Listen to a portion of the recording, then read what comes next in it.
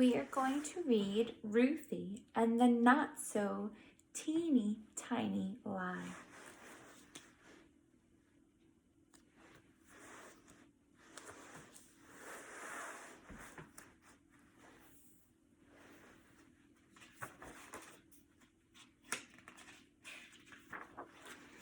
The author dedicated this book for all the wonderful teachers who help our children through their not so teeny tiny troubles. Ruthie loved tiny things. The tinier, the better. Her toys were the teeniest imaginable.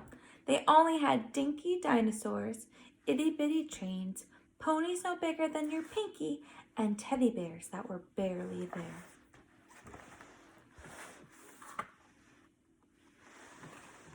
Look at her tiny toys.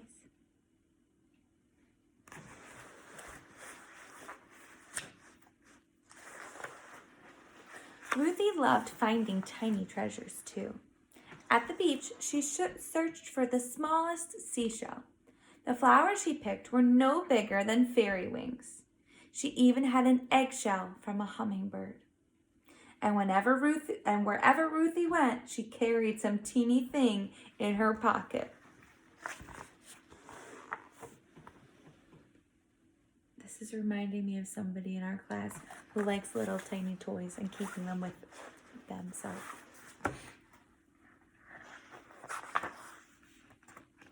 One day at school recess, after jump rope and swings, Ruthie took a turn on the twirling bar. When she landed, she saw something in the grass. It was a little box with a teensy window and an even tinier button on top. She couldn't believe her luck. It was a teeny tiny camera.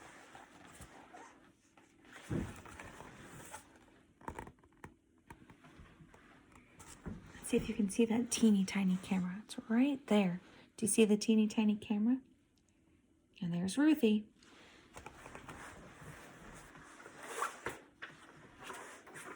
Ruthie looked through its little window. Then she pressed the button on top to take a picture. Click!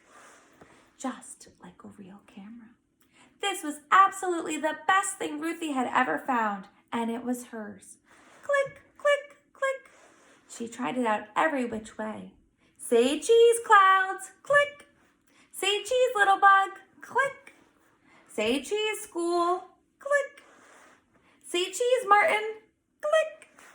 But Martin didn't say cheese. Martin said, "Hey, that's my camera."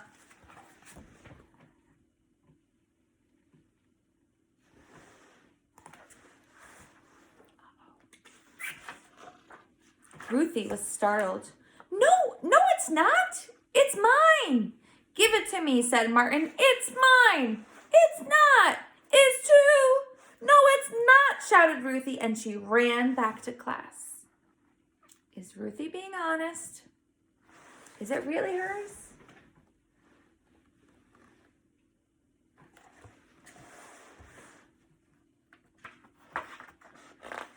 What's going on? Asked Mrs. Olson. Ruthie's got my camera, cried Martin. I got it for my birthday and I dropped it on the playground. But Ruthie wanted that teeny tiny camera in the worst way. It's mine, she yelled. I got it for my birthday. Well, that wasn't true at all. Not one teeny tiny bit.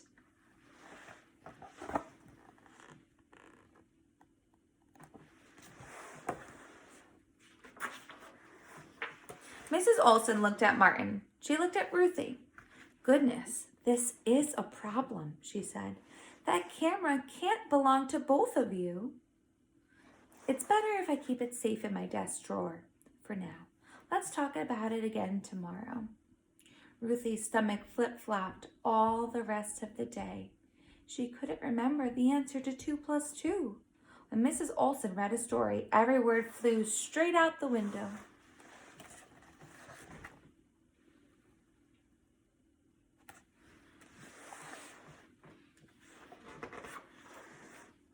The bus ride home took forever.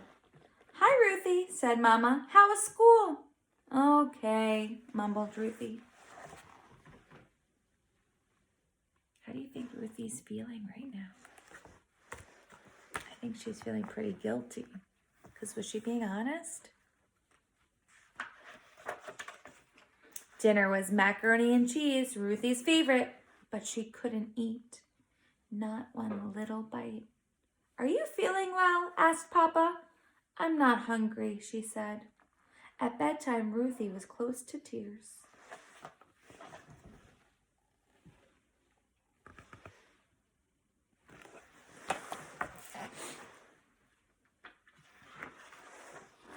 What's the matter? Asked Mama. So Ruthie told Mama and Papa the whole story. What do you think went wrong? Asked Papa. I said it was my camera, cried Ruthie, but it's not. It's going to be okay, said Papa. You made a mistake, and tomorrow you can fix it. I think Mrs. Olson and Martin will understand.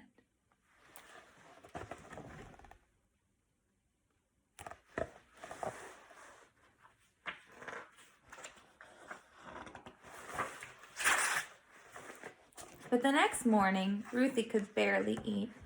Maybe Mrs. Olson wouldn't understand. Maybe Ruthie would have to sit in the timeout corner. Maybe Martin would never talk to her again. Maybe no one would ever talk to her ever again. Not one teeny, tiny, weeny word. The school bell was about to ring. Ruthie took a deep breath. The long walk to the front of the room. She started walking. Mrs. Olson's desk seemed very far away.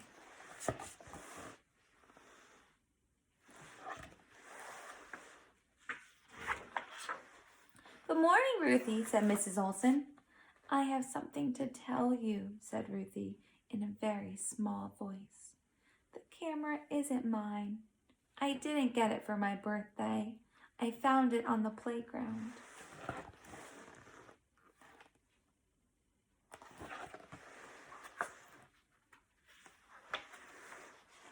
Mrs. Olson didn't make her sit in timeout.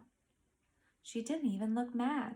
Instead, she gave Ruthie a hug and a kiss on the top of her head. Thank you for telling me the truth, said Mrs. Olson.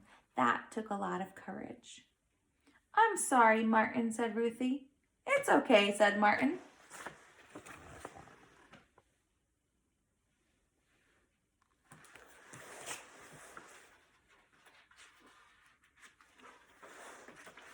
All at once, Ruthie's stomach stopped flip-flopping. She even skipped a little on the way back to her desk.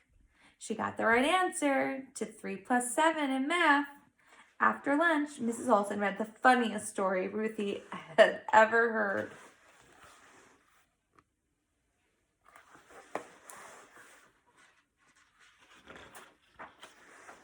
On the short bus ride home, Ruthie realized she didn't miss the teeny tiny camera, not one teeny tiny bit.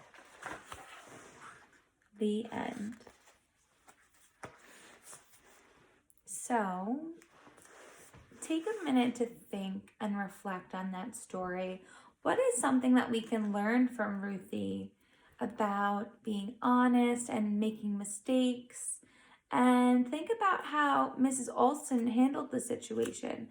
Her teacher stayed really calm and was understanding. And when Martin and Ruthie were talking, Martin forgave her and it didn't turn into a big deal. It stayed as a little tiny deal, which was really, really great. I really enjoyed this story. This is the first time that I've actually read this story in a very long time.